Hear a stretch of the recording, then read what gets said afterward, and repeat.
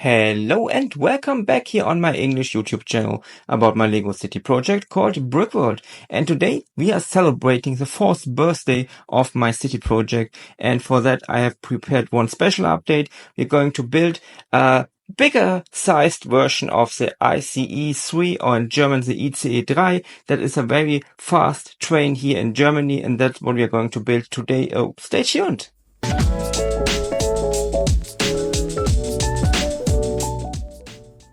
For today's update, I have ordered a lot of parts, especially here in white and dark gray, a little bit of red. These are the main colors of the ICE 3, and I'm using the instruction from one of my partners, Heap. They are having a lot of instructions for stuff like trains and that. You can see it here. That's what we're going to build today. It's the first part of the ICE 3, and it's a very big build. So let's start with a lot of parts. You can see it here. I have ordered so many parts from different bricklink sellers, so it took me a lot of time. And here you can see the size of that new ICE 3. It's very big, but it has the size we need for our scale we have in the Brickworld, because as you might know, the scale in my Brickworld project is one very realistic scale, and we have very nice build techniques here. For example, for that rounded windows here in the doors of the ICE 3. It's a very interesting technique. Inside here you can see we're building upside down, and we're putting that part on top of it. Of course there needs to be one 1x2 plate in between, but we have that very realistic scale and that very realistic look of that train. Now we are adding the windows here. It's also a snot technique, so the studs are not on the top, and it's a very nice design in my opinion, and I'm very grateful that Heap gave me the instructions for free for today's update. Just go there to their page if you want to build that or some other trains. They also have an English version of their site. As you might see here, that is a very complex build. It's a very detailed build. There are a lot of parts. There are more than 1,000 parts just in that part of the train.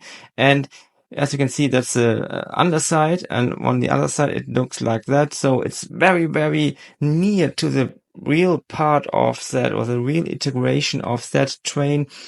Lots of details here, and the part is getting very heavy. Also, the front of the train is brick builded. Some of you might not find that very nice. Some of you might find it ugly, but I really like how the problem with these curved form on the front of the ICE 3 is built only with parts, not with a very big part like it's done by, for example, Lego. Lego also had some time ago kind of ICE 3, even they're not called it ICE 3, but if you see the colors, that white train with these red stripes, you might know the original Lego set, and that is really an ICE 3 or ICE 2.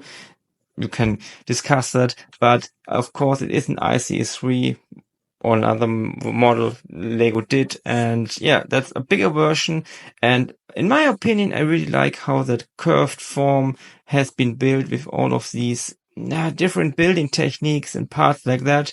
It look a little bit different if you only know that with some very big formed parts, but by the way, we have a lot of parts left for the rest of the train. But I really like the look, and I think that is perfect for the brick world. So let's go on. Now it's time to put in the kind of roof to that train here. There are different parts. You have to put it in here with a little bit. It's a little bit difficult because you have to put it under the front part, but it's holding very good, and you also have that curved look on top of it. Now we are almost finished with building the ICE 3 locomotive here. Just need to build the underside of it, and also that underside here, it's of course a little bit movable, because you need to have that ability if you want to go around all the switches and curves in your city. By the way, that's some figure from Brick Story, a very famous Lego YouTuber over here in Germany. You might know him. He also has an English channel, and he was here for the first birthday, visiting the city, looking around, talking a little bit about the city, and it was a very nice very nice talk with him here in the city. But coming back, you can see the build is now done, and it's a heavy build. We're going to put it on, weighing it in a moment. I think it's about 1 kilo. We can see that now it's 1.1 kilo. So it's very heavy. And that might be a problem in the future, but the idea of moving these very big and heavy trains is something for future updates. We're also going to talk more about the topic of digitalization. So the trains in my brick world will be movable and will use a system that is originally made for model trains by the company of Rocco Fleischmann, a very famous company here in Germany for model train stuff. And I'm adapting the system for my trains. And it's a little bit difficult because that's something nobody did in a scale like I having it here. So that's a kind of new topic, and there's a lot of learning, a lot of trial and error and stuff like that. But yeah. Happy 4th birthday to Brick World, the YouTube channel that's crushing it from Germany. I love it so much, and I'm very, very honored being the founder of Light My Bricks and seeing all the Lego lights in Daniel's Lego world. Completely brings the whole thing to life, and it completely adds a huge element to his city with all the details being highlighted with our lights. So congratulations, Daniel. It's such an honor that you are using Light My Bricks for all your Lego builds and creations. Keep doing what you're doing. I love watching your content and I love sharing and telling people to go check out your Lego world. So congratulations again and happy 4th anniversary. Well done. And so thanks to Kenny for these very, very kind words about my city and my project. And now some final news here from the ICE3. Of course, that's not the full train. They are missing some more wagons, but it's a very, intensive build in kinds of work, techniques, parts, and also time consuming and money consuming.